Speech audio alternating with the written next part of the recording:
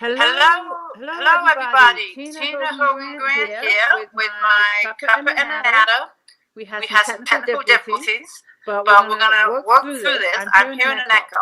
So if I pause a little bit, it's because I'm hearing an echo. But I do these every other Monday, and I like to bring authors into my home, and we talk about books, life as an author, whatever comes to mind. And tonight, Carla Vergot is joining me from Virginia. How are you? I'm good.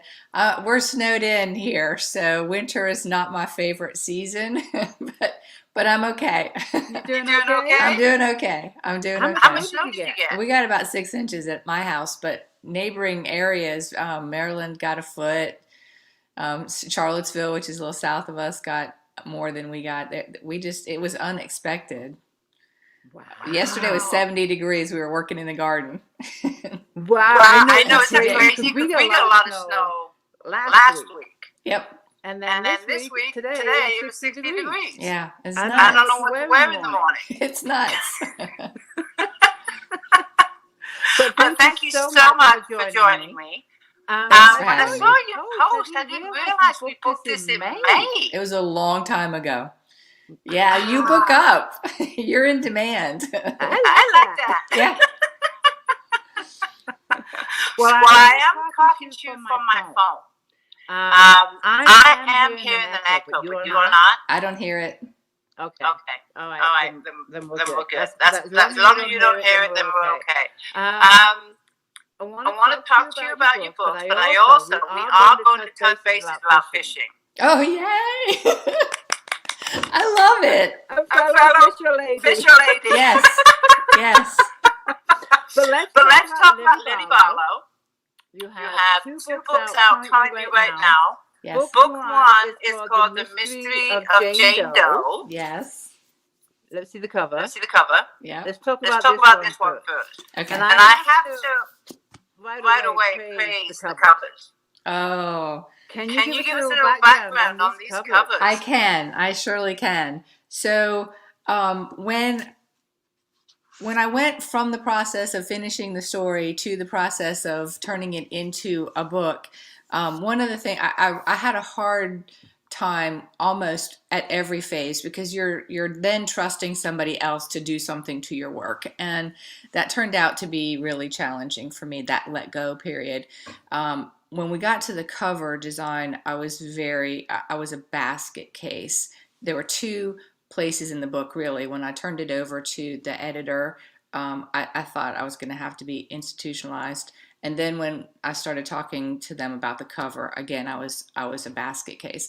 But as it turns out, my publisher has a great art department, and I was able to give my ideas, and they gave me about 3 interpretations of the ideas. But I sort of knew from the get-go that I wanted a skull, or a sugar skull, on the cover. And I thought that if the book was going to be a series, a great way to unite the series would be a different type of sugar skull, or different type of skull on each of the covers.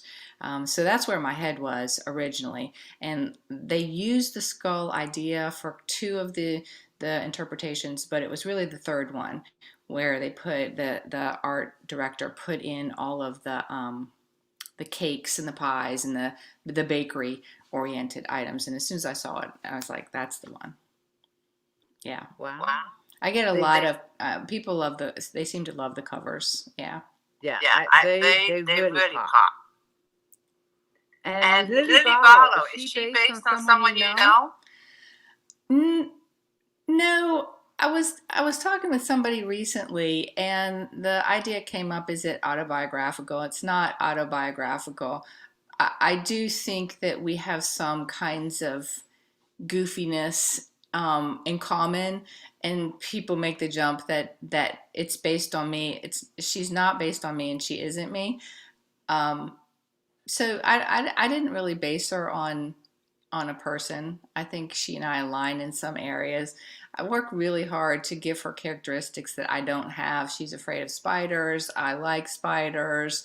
Those kinds of things to try to force the issue that we're not the same person.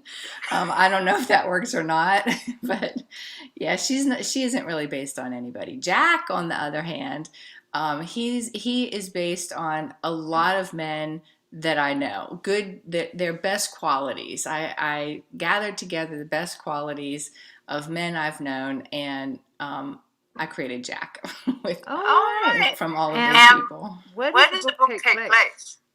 Not far from where I live, actually, Marshall, Virginia. It's about 20 miles up the road from here. And I was in that town. I'm in that town frequently. There's a little grocer that I go to, and there's a butcher up there. So I'm shopping in there fairly regularly, once a week probably. And when I've had the idea for the book a long time. I hadn't decided where it was going to take place. But as I'm in Marshall and out of Marshall and go back up to Marshall, I started thinking, this is the town. This right here is the town. And so as soon as I decided that, it really clicked that was the right place. Yeah. And it's a small town. It's a tiny little town. There is a bakery there, the Red Truck Bakery. But there's not much. There's not much in Marshall. Not much. You said you had the idea like 25 years ago. Yeah. In Yeah. your bio. I did. I've been wanting to write this book for a very long time, and I'm glad I waited, because Lily wouldn't have been the same character if I wrote it when I was Lily's age. So I'm glad that I got some life experience on me and I could color the story a little bit better that way. And what inspired the story 25 years ago? I don't think there was a moment. I can't remember a specific time where I said, "Oh, that would make a good book." The stories are character driven. I like to watch people and hear their stories and get their details. I love doing that with people, and I think that just came across with the people that I wrote. The characters are deep. I give them a lot of texture. So that was probably what was more on my mind rather than the actual plot at that time. The characters. The characters. Yes. Not the plot. Now. Not the plot. When The you wrote the book, did you have it all planned out? No. I tried to do that. I really did. I worked with a critique partner, my good friend Lisa, and she's a plotter, and so she had me writing down these elaborate plans, and I had the stuff on the wall and the sticky notes, and I really, really tried to do that, because starting the book, I didn't really know what to do, which is kind of funny because I have a degree in language arts, so you would think, of course, you know what to do, but I couldn't really start it. I didn't know how to do it, and she's a plotter, so she felt like this is what you should do. You should get yourself organized this way, and I fought with myself the entire time I tried to do it. So eventually, I just had to toss it and just start writing the story and let the story unfold. The plot did come from the investigative channel. I can't call the name of it now, but it's the one that runs all of these murder mysteries and all those, where the person is. And I got the idea for the Doe Network on a show I was watching. I have a dark side, and I get into these like murder, phases.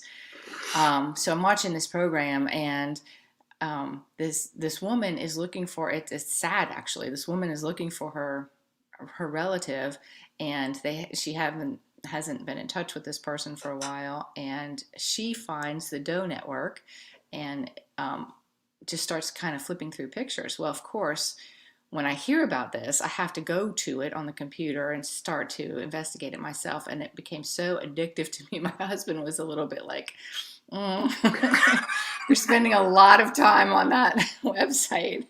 And that's actually how the plot the mystery part of the story was formed when I was spending all that time on the Doe Network. And when you wrote book one, did you know it was going to continue on into book two or book three? I thought that I was good enough to do that.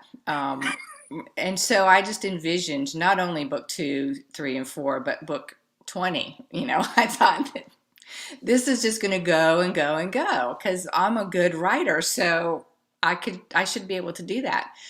I finished book 1 and I ended book 1. That could be its own story. It could stop right there.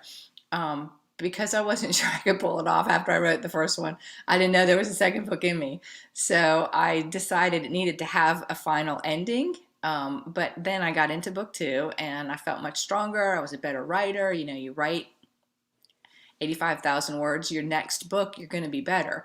And so once I started it and got into it and realized, yes, I can do it. Then I realized it can go on. So I made the book 2 a cliffhanger because I knew I was going to have a book 3 and from there. Yes. So the first one, the people that don't like the cliffhangers, they were very happy. And then when they got to the second one, the end of book 2, they're like, what are you doing to me? Yeah. And do you think there'll be another one after book 3? Yeah, there has to be because I can't wrap it up. There's too many balls in the air right now. In fact, book 3 got away from me a little bit.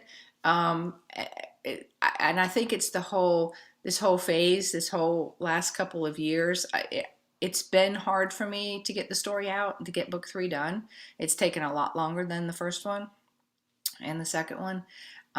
But I think that now I have, maybe because I was writing it in chunks a little bit, these other ideas worked their way into the story. And now I'm like, oh, I don't know. I've got this thing going. I've got this thing going. I've got this thing going.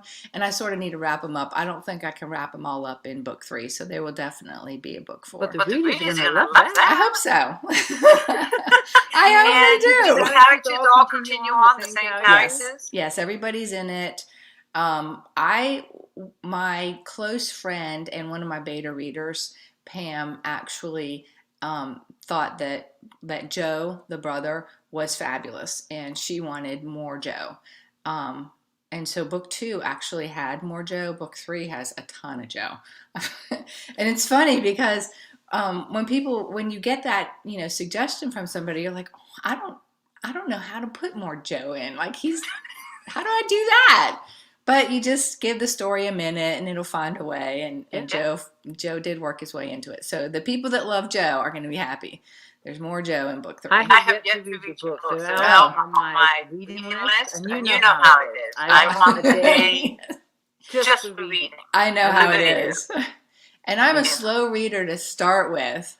I am such a slow reader. I plod through books and I love it. I love to read, but it takes me forever to get through a book. I've been working on a Barbara Kingsolver since Midsummer. And it's a great story. I like it. I'm enjoying her, and she's a great writer. But I'm a slow reader, so it just, and that I find since I started writing, I read slower. I find since I started writing, I read less of what I write. I used to read more kind of light, fluffy stories, fast-moving stories, rom-com stories, but I don't. As soon as I started writing, I had this real fear that I was going to steal somebody else's idea for my book. So to prevent that from happening, I just don't read it anymore. What genre do you consider Little I don't have a genre for it. I call it rom-com story, and I got that from another author. It combines the 3 elements: romance, comedy, and mystery. But if you try to nail it down to one of those, you're going to disappoint somebody. If you call it a romance, the people who are fans of romance there's not enough love and, that kind of feeling for them. If you call it a cozy mystery, those people are not happy that it's a cozy mystery because there's too much love and, physical connection. And If you call it a mystery, it's not a mystery because we don't solve it. We never find out who did it. So it's So it's a mixed genre. Right. It's definitely a mixed genre. Yeah. I like that. I am going to pause a minute. I'm not sure if you can see the comments, but we have a lot of people joining us. I can't see. And I just want to say hi. If you click on comments, top right, you'll be able to see them. And I apologize to anyone if you are getting an echo. I tried to fix it on my end, and I can't. Amanda Reynolds is here. Teresa Moye. Tina, your voice is echoing when you talk. Yep, only when Tina talks. I apologize. I don't know what to do. Peggy Patterson is here. Leisha Haney. Let's see. Vicky Fassetti. Karen Wright. Jennifer Wilder. Brian Wilder. A lot of people. Virgie Lane. Virgie is in Whiteville, Virginia. Oh, Virgie, do you have snow too? Yep. Do you know where Whiteville is? I don't. Oops. I don't know where Whiteville is. I've heard of Whiteville, but my phone I'm kind of messing up here. Hold on a second. I'm not used to my phone. Okay. Never mind. There we go. So, Carla, give us a little background on the story, like not without giving too much away, just what it's about, what people can expect. It centers around our main character, Lily Barlow, and she is a student at the University of Virginia in Charlottesville. Her main goal, her driving force, probably for much of her life, has been to get out of the small town that she lives in. It's too stifling for her. She needs more. She needs more action. She's got a big, vivid imagination, and she thinks that the little town, she can't do what she wants to do because everybody knows her and everybody is like keeping tabs on her. So she's moved down to Charlottesville. She had to come back to Marshall because her dad had a heart attack. He's fine. But that did sort of rock her world a little bit. Her mama died when she was very young. So it's basically her and her dad, and then her dad's brother and her aunt, Uncle Dave and Aunt Millie. That's basically her family. And she's been best friends with Jack Turner since kindergarten. And Jack, she comes back, and her dad is, on the road to recovery, and Jack has decided that they should date, which came out of the blue, and she's not sure that it's a good idea. In fact, she thinks it's a terrible idea. And so you have to give her some time to adjust to it. The books move pretty fast, but they cover a short period of time. So book 1 is a week. Book 2, yeah. And people don't realize that. Book 2, just a week. So everything that happens in a really compressed amount of time. And so people in my family have commented, like, Lily should make up her mind. She and Jack should get married. And I'm like, it's been a week. Just give her a minute. Just let her decide. She needs more than a week. Do you state the year in the book? I actually think I did in book 1, or I did and I took it out. I was trying not to date it that way because I wasn't sure how fast they were going to come out. And as you can see, this is book 3, and it's however many years later. So 2 weeks later? Yeah, 2 weeks later, exactly. So I tried not to date it. In book 3, there's no reference to any mask wearing or vaccines or anything like that. So this happened or is happening before all of that. But I'm not very specific about the date. And do you write every day? I don't write every day.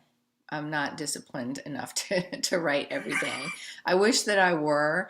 I do tend to let daily things kind of crowd out my writing sometimes. And I need to be more responsible where that stuff is concerned. And just if something doesn't get done or if I can't get to it, that's okay because I was writing. But I don't. don't draw that hard line. I juggle a lot of different things and Right. So fit it in. like in a week, how often do you think you sit down and write? Probably 5 days. Oh, we write a lot. Yeah. I write. My writing comes more slowly, I think, than a lot of people's. I spend a lot of time while I'm writing, doing my rewrites and my edits, and when I get to the end of the story, I have very little to do. The cleaning up, oh, this comma shouldn't go here, or you called her middle name was Beth and then you made her middle name Bethany, or whatever, those little things that your beta readers catch and your editors catch. But there's not a lot of changing the story. The story's pretty solid. I don't do a lot of reworking that part of it because I do it as I go. Yeah. It slows me down. Do you do your own editing? I do my first couple rounds of editing, but I work with a really great editor, Suze. She's phenomenal. And then I have some strong editors on the beta team as well, and they catch a lot of things. So I'm really lucky. Awesome. Yeah. That's excellent. Let's see your covers again. Book one. We stole book one, but let's see book two also. This is... It's shiny. Can you see it? Yeah. Is that book one? That's book two. Book two. Yeah. I love the skull. This is the one. I actually like this one better than the first one. Do you have a tattoo with that on? No, but my friend Nola Nash, who is an awesome author, has tattoos of her books, and I love that idea. I really love that idea. So if I were to get a tattoo, it might be one of these skulls. I don't know. That would be the perfect tattoo. It'd be good, right? It would be good. This one has things hidden in the, I'm trying to get it out of the glare. There we go. Yeah. So you can see a couple little things. There's a mermaid tail over here, and there's a banana and a chicken and some things that are special to the story. The first one just had all bakery items. So they're distinctive. They're each very different. I've already started working on the idea for book 3, which will be very different from the first two. Would it be a skull? It'll be a skull, yes. What I like about your covers is you can look at it once and then go back and spot something else. People have said that. Yeah. I've gotten really good responses on the skulls. There was one time, and I tell this story frequently, so I apologize if y'all have heard it already. No. I was at the book expo in New York City with Jesse Krieger, my publisher, and we were giving out ARCs. I was signing and giving out ARCs of book 1. And I reached out to a person who was passing along, and she stopped, and I, was asked if she wanted a book. And she saw the cover, and she withdrew. She pulled away, and she's like, don't give it to me, don't give it to me, don't give it to me. She really had a negative reaction to the skull. And I said, okay, you don't have to take it. She goes on her way. She loops back around while I'm still signing, and I tried to give it to her again. The poor woman. I felt like I traumatized her, and I still think about that mistake because she was adamant about not receiving it the first time. You should have seen how adamant she was the second time. Wow. Yeah. And other than her, everybody has responded really well to the covers. I can see why. And as far as the titles go now, did you come up with the titles? I did, and that's hard for me. Titles are hard for me. There was a little bit of, I don't want it to sound like a, Nancy Drew kind of thing or a Hardy Boys kind of thing, but I needed the title to reflect a little bit of the playfulness of the story, because there's a murder involved, and that's a dark piece of this. You sort of can't just gloss over that. That's a terrible thing. So I used the titles and the pictures to help the prospective reader understand that there's also a playful part to this book. It's not just a dark murder mystery. So the titles were, I wanted it to be led with Lily Barlow, and I knew in the beginning that it was going to be the Doe. It was based on the Doe network, so I needed to have Doe in there. And what about book 3? Does it have a title yet?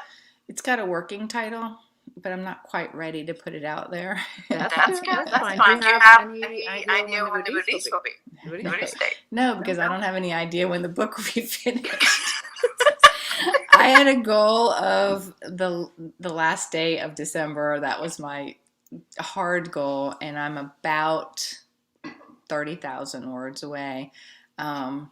I shoot for 90,000 because I've got this kind of ongoing dialogue with myself at the end of the story. So I'm writing and then I skip a page and there's this just like pages of stuff that I'm thinking about, or this would be funny, or here's one of Lily's sayings. And all that stuff is just garbage. I throw it away at the end, but it cuts out a lot of words. So I like the story to land at about 85, 87. That's a good size. Yeah.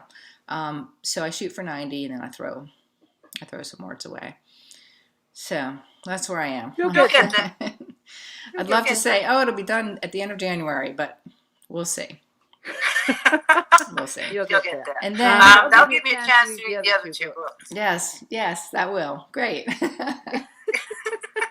When you're getting your book together and you're writing your book, is there a process in the whole, program or steps of writing a book that you just don't enjoy or don't like?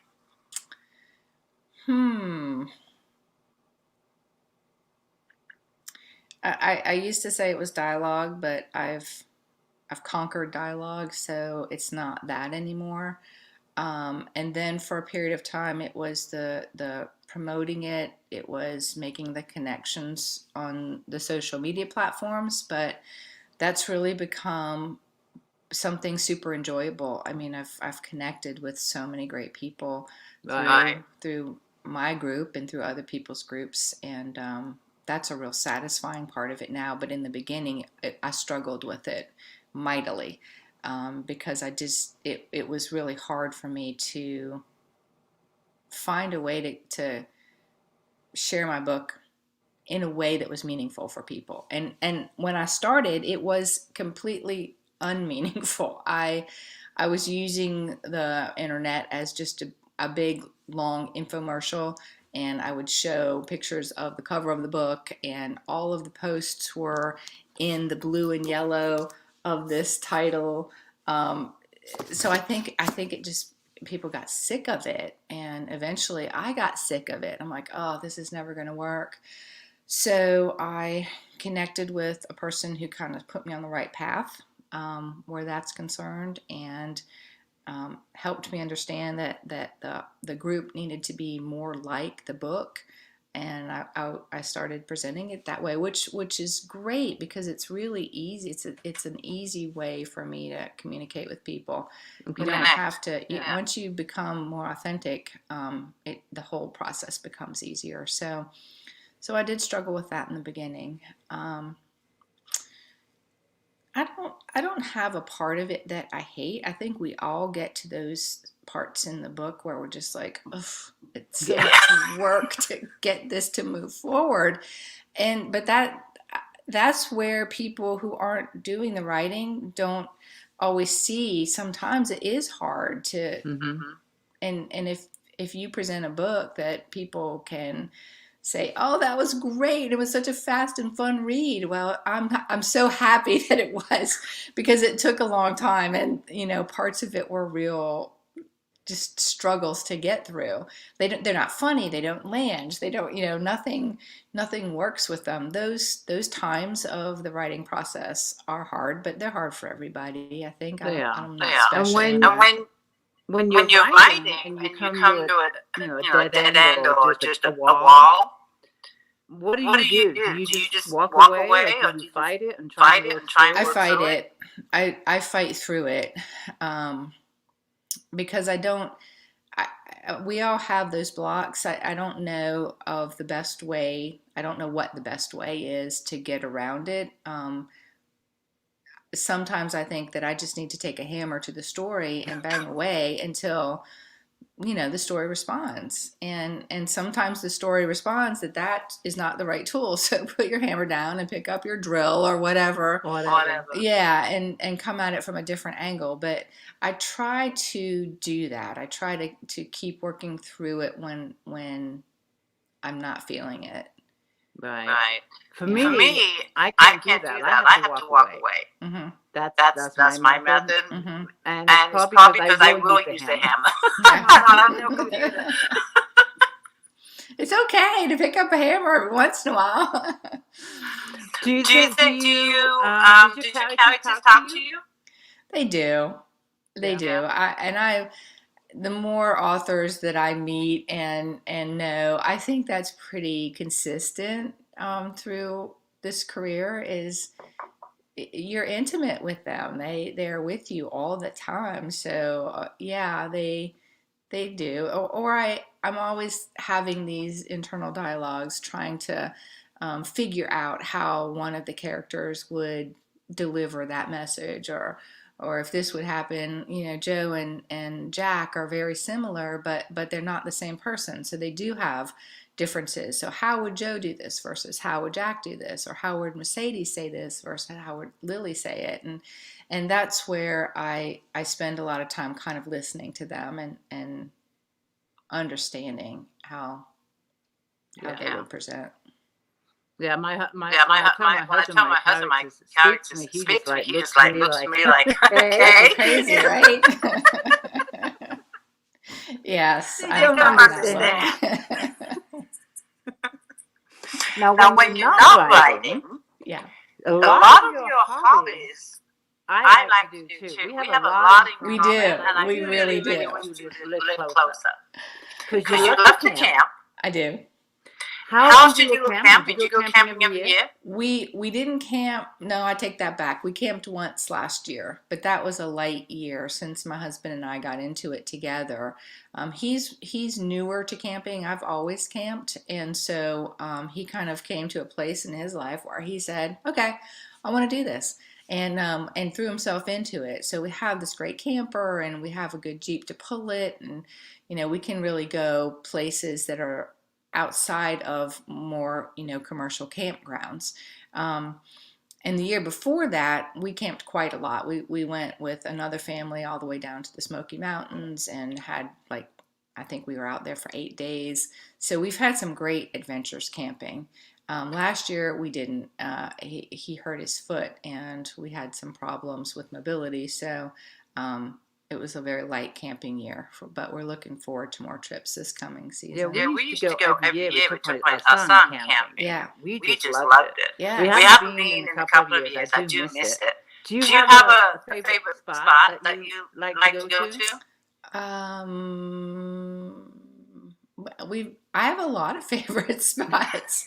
We got into this habit of trying to find new places, and now that I'm super excited about fishing, I like the camping destinations to also be good fishing spots. So that's been a focus. But yeah, I'll camp anywhere. I like it all. I loved the trip to the Smoky Mountains. I loved. And you camp in a tent, or do you have a travel trailer? We have a travel trailer. It's a little teardrop, yeah, and the inside of it is the mattress. So if it's raining, you're not going to go in the camper and play cards or something like that. You're going to go in the camper and take a nap, because the only thing you can do is lay down. Everything, yes, the kitchen is outside, the shower is outside, everything else is outside of the camper. But it's fine. We've really had a lot of fun. A lot of adventures. Yeah, I mean, about 3 years, my husband and I want to do a 3-month road trip. Yeah. And just go across. Where will you go? We're not going to see it state. Right. We just want to take 3 months off. I mean, I can ride anywhere. That sounds like I'll a take my great laptop. trip. Yeah. I mean, we just want to do that for 3 months. Do you have any spots? Any destinations in mind? I do. I have states. I have spots like Montana. I want to see Montana. I want to see a lot of the northern states. Interesting. And we always like to go west. West? Yes. My way? Yes, we like to go west. We love Utah, Arizona. We were in New Mexico this past summer. That was my first time to really explore New Mexico. We love the national parks, the national monuments. We love places like that. Yeah, I want to go to Yellowstone. I want to go to Maine. Mhm. I want to go to Maine. Mm-hmm. Florida. I just want to see what I can. Yeah. I with want to you, see girl. Mount Rushmore. Yes, I love it. I want to see it all. So You can see what we can do in 3 months. You could get a lot in 3 months. Yeah. I want to go to Alaska too, but that's kind of out of the way. That might be more than 3 months. It takes me 3 months just to get there. Right. And I'll want to do. Right. And then you also like the garden. We do. We have a big garden. And I got my husband into it, and now he is the driving force in the garden. Like, he's constantly rebuilding boxes and trying new varieties of this plant, that plant. He's a great gardener, and I'm more manual labor in the garden. Yeah. So you grow all your own vegetables. We do. Yeah, Yeah. me too. I live like 5,000 feet elevation. So our summers are really short. Yeah. So I can't grow citrus. I can't grow, what is it, beef steak tomatoes. Right. So there's something that just can't grow. And then we can get a freeze as early as September. Oh. Yeah. So it really cuts into my garden. I do love it. And like your husband, my husband builds grow boxes. We have so much in common. I know. And then there's fishing. Ah, yeah. You're my hero where this is concerned. Your history with fishing amazes me. Can you hear me?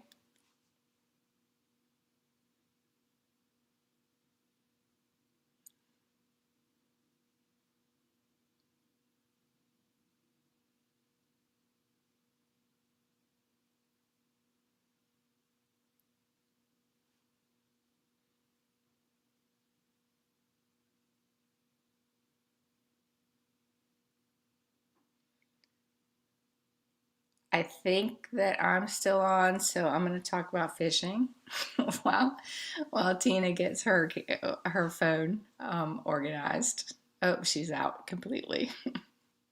Okay, so let's talk about fishing. I actually fished as a kid. My pap was a fisher person, and he took me, but I didn't really. It was fun. It was fine. I dropped the worms down the holes and hey, I started telling my fishing stories. Technology is on the side. The back of the call ended. The call ended, so you had to redial in. And you probably heard the echo. What? Did you hear the echo? I don't. Okay. I haven't been hearing it even before you I got know out. some of the readers are hearing it. Yeah. Anyways, fishing. Yeah, fishing. So I was saying while you were fixing the phone, I actually started fishing as a kid. My pap would take me, and he was a huge fisherman, so we did some of that. It didn't really click with me. I fished a little bit. I had some fishing friends through college. I would fish a little bit here and there. But not like now. I'm coming into this whole new fishing phase. I'm not great at it. I've caught some great fish, but that was mostly luck. I gotta say, that was mostly luck. I have caught some great fish. I don't have the pictures of them now, but yeah, I caught this Jack Crevalle that was just like the fish of a lifetime. And I fought that guy, it felt like for 3 hours. I just couldn't, it wasn't. It was probably, I don't know, 20 minutes or something like that. But I kept working this fish, and he kept working me, and we just were, I had to get low to the deck because I felt like he was going to pull me into the water. I didn't have the upper body strength. So I just knelt down and fought him on the deck of the boat for a long time. And I felt great when I finally landed that fish. Oh, yeah, I pulled it up. Yeah. Yes. It seems like you're fishing quite a bit. I do. I fish a lot. This was a great year for me for fishing. I went a lot. Do you go freshwater, ocean water? I go wherever I can get a ride. But Yes, lakes, rivers. Yeah. And the ocean? I do. We've been down to Florida and all the way to the Keys. That's where I caught this big Jack Crevalle. So those fish, those destinations are more travel time, more trip time. Not just a quick weekend thing. I've been up to Montauk. We fished for striped bass up there, which was great. We've done that twice. This year we went and it was not a great trip. There was weather and it was stormy and the fish weren't there and it was frustrating. The wind. Yeah. Somebody like me who doesn't have a skill set really, I need perfect conditions to get anywhere close to the water. When you throw in wind and waves and no fish, and it was very demanding. My background is commercial fishing, which is what I did. Yes. I do boat fishing, but for me, just the catching 10,000 lobsters in one day. Yeah.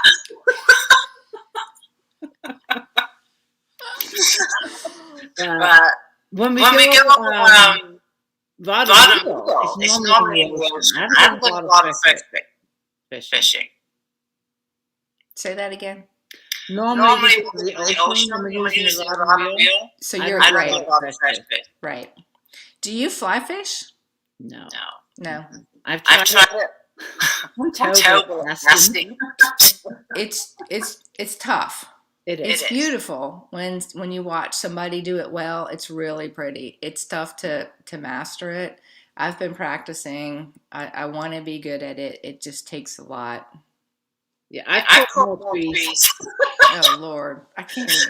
Come on, I can't even. If I don't hook a tree when I go out, it's not a fishing trip. All right. And then you get the cow. Yeah. I do miss it. Like camping. We haven't done it but we try to get out a couple times a year. Yeah. Because we have a boat and we snuff off it. Yeah. I won't go fishing in the store and that's which means it goes on the boat. Yeah. Just check in for meters and ship in the common. Here's one from Bambi. Hi, Bambi. Yay. It's a craft store. Yes, Bambi's a fisher person too. Yes. And you buy peeps. Yeah, I do. I love to drive peeps off road. Yes, she does that. Yeah. Me and Bambi all meet up. We really do. And I think there's others of us out there. When I talk about fishing on the back porch, people say, "Oh, we went fishing. We did this. We did that. I caught this." There's a lot of people who are fishing. It's great. And there's a Facebook group for women fishermen. I'm not in any of those. I will send you the links. I'm not in too often, but this is really ladies in that. Yes, I love it. I'll send it to you. Took our 13-year-old grandson this past Thursday. He caught a fish. I love it. Good for him. That's awesome. That is cool. My son is a fishing pool. He grew up on boats. Fishing. I can't keep him out of the water. I can't. That's a great childhood. Yeah. That would be that. I bet there are so many stories there. Oh yeah. Better Energy is all about childhood and fishing. Yeah. And he grew up in a boat. That was his playground. That's awesome. Yeah, he did. He really did. What other hobbies do we have? We got gardening, fishing, camping, off-road. I like to hike. That's always fun, and you can do that with the camping. Just blend it right in. Yeah. We have dogs. I love dogs. I love animals. We rescue our dogs, so we kind of have this running rescue going. Probably the last 4 dogs have been rescues. Let's see what else. I'd say I love to read, but I told you I'm so slow at it. You wouldn't know it, but I do love it. Pardon? Does your husband read books? Oh my God, yeah. Yeah. He flies through books. He's a great reader. And he read Lily Barlow 1 when I started writing that. So he was giving me, he played out the scenarios with me, like, well, this isn't working, or have you thought about this? And I would use him as a sounding board. Well, we got to book 2, and he decided that he wanted to read the book front to back with no breaks. Like, he wanted to read it when it was finished. So I have to honor that if that's how he wants to do it. But I also said, you're going to give up your right to influence the story, because I'm not making any changes when you're reading the book and it's complete. So he did that, and I assume that he's going to read book 3 the same way when it's finished. That is awesome. Yeah. I can't wait to stumble on the next book. Oh, I know, it's going to be cool. So this one I think is going to be finished. What did we say? Right? Probably the end of next year, if I really can get it done and work with my publisher and get on his schedule. Hopefully it would be next year. But it's not in place. It's not in his lineup at this point. So, fingers crossed. You can't wrap it up in this book. It's going to be another book. Yeah. Do you think you don't know how long the series is going to go on? Do you have in mind other book? I have some other ideas. I do. I don't think I'm not one of those people who can read 2 different books at one time, and I don't think I can write 2 different stories at one time. So I'm not sure I want to explore any of those right now until I wrap this one up. But I have toyed with the idea of a spin-off where a character becomes the first person in the new story. So whether it's Mercedes or Story or whoever it is, maybe telling the next chapter from that person's perspective. I thought that could be fun. And then I'd kind of like to, try some things that aren't not quite as quick and easy, but maybe you got to roll your sleeves up and get in it a little bit, a little grittier. Yeah. We'll see. How about you put these genres established. You think you'll stay in those genres you're writing or try another genre? I might. Yes, absolutely. I might. Any idea for you? I don't have one in mind right now.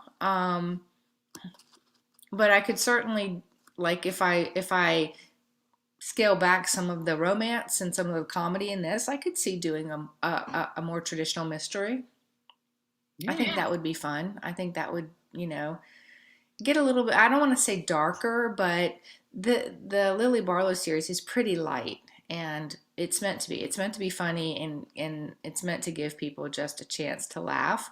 And when that's the greatest compliment, when somebody comes to me and says, the story was so great, I laughed a lot. I love that. And that's what we need in today's world. Yeah, right? That's exactly what we need. And when I'm writing it, I'm laughing.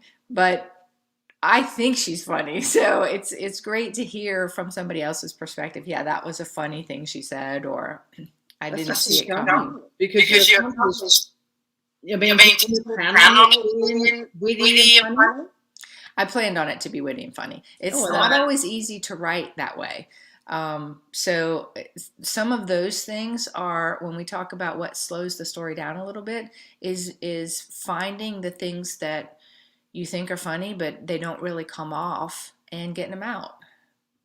That's one of the things when I'm editing. I'm kind of editing out stuff that didn't land right.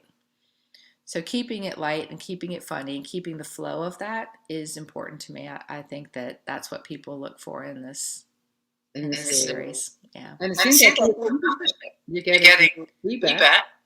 Yeah. I think that the feedback is good. I think that the people who are reading it for what it is are happy with the story. Yeah, I'm actually to read it. I am. And now I'm looking to read it. I got to move it in my list. Yeah, I know. Everybody does. Believe me, I get it. But I'm glad to be in your pile. You get to it. You'll get to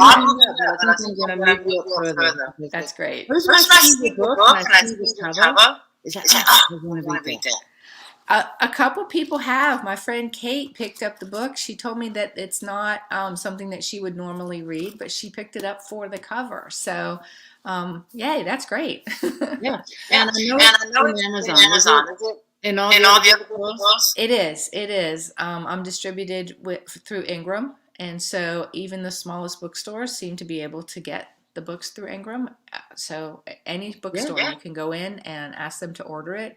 I haven't heard anybody say that they couldn't get the book. Awesome. Yeah. And it's on all the e-devices. It is. And there's the audio. So good. Yeah. I recorded it. That you asked the question. What was hard? That was so hard. It took me forever.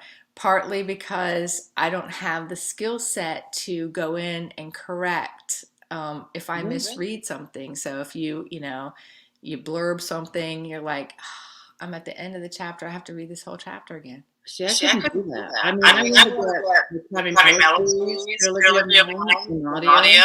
Yeah. There's no way I can do it. There's no way. I didn't think I could do it either.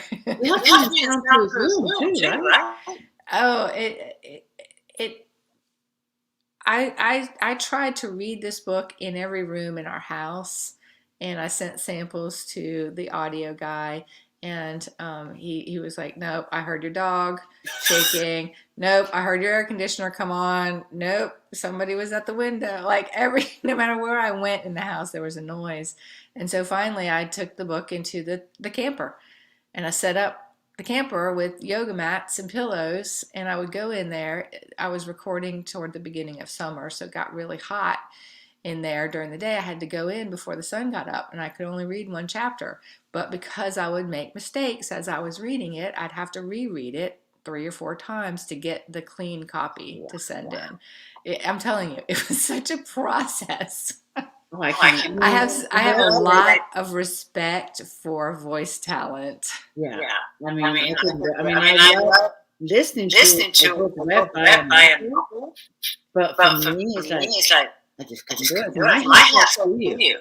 Thank you. I appreciate that. And my hat is off to professional voice talent because they're awesome. Pardon? Both books are on audio? Both books are on audio. And you did them? I did them, yeah. Wow. Yes, thank you. Thank you. And I'm a little fearful because I'll have to do book 3. I mean, now it makes sense. It does, in the beginning, if I wasn't going to read it, then somebody else could read it. But now that it's me, it makes sense to finish reading them. So that hangs over me a little bit because I know once I finish writing it, then I'll, have to start recording it. And then book 4. Right. So I might get the series may end because I get sick of recording them, not because I get sick of writing them. Wow. Yes. Now the audience. Yeah. There's a little clip. You can go on to Amazon, and they'll play a little clip for you. Yeah. Oh, I'm gonna do that. Yeah. Because I knew it a couple of weeks, couple hours. My problem is I'm concentrating on reading, and my concentration span for audio is not very good. Yes. But I'm going to do as slow as I am, people suggest, why don't you listen to more books on tape? Well, I don't dislike it. I think it's great. I just find that I don't really have a span of time, a big enough span of time for me to get into it. Like if I'm going to go to the grocery store, that's not far away from me. So to put it on, I'm going to end up stopping it very quickly. And it feels like I need to get into it for a period of time for me to really enjoy. Or you're sitting in the driveway. Right. Exactly that. Yeah. Well, my sweetie. Almost an hour. Bye. I'm sorry for the technical difficulties. And I apologize to those that didn't echo. I hope we will be like this time. I apologize to you. Did we talk about giveaways? We did. Yeah. We did. I'm I going to give want to away. have a I'm going to book give too. away a book too, but I will. I will strongly recommend to whoever wins book 2 that you need to read book 1 first, because book 2 gives away all the secrets and all the surprises that were in book 1. Oh, well, there you go. And you really want to discover those yourself. It's more fun that way. So definitely whoever wins it, if you haven't yet, that I would recommend that you get book 1 and read that.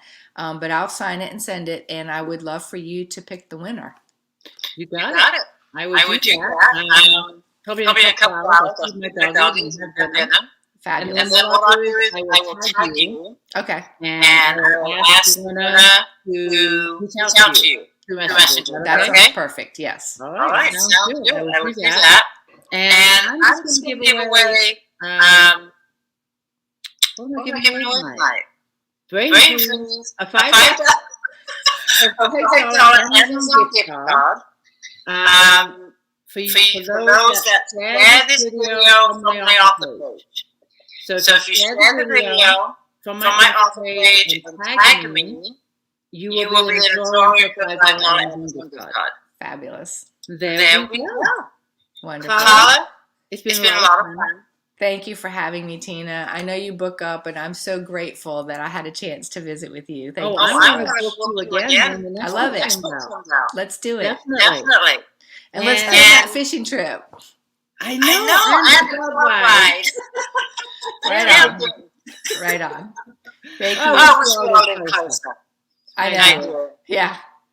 I have a plan to make this huge circuit and visit all these people that I've met, mostly online. I've got a friend in Canada, a couple friends up in Canada. I've got you on the West Coast. Like, I would just love to drive all over and stop and meet with everybody. Like, that's what I want to do too. Yeah. I have like you on the list, where you live, and all this stuff. I have. But if you're on a road trip, so-and-so's in, Virginia, and so-and-so, I want to go to Virginia. I love it. Yeah. I love it. I put it out there when I was going down to Tennessee for that book conference down there, and I met Nola Nash that way. Yeah, it's just great when you're going somewhere to find out who's going to be there and visit with that person. Lael Brady was another one. When I went down to see my family in Charlotte, she was on my way home. I stopped and visited her. I love finding people that are on the way. I do. I met Ampo in Santa Barbara. Yeah. I met her and Mossy Lee. From Super Effect, and she was in the way. So I love it when I think it's great. Yeah, it's a lot of fun. I have to keep that in mind. Let's do it. Thank you for having me. Yeah, it's been a lot of fun. Thank you, everybody. Thanks for joining, everybody. Come back and pick the winner. Thank you, Carla. Bye-bye. Take care.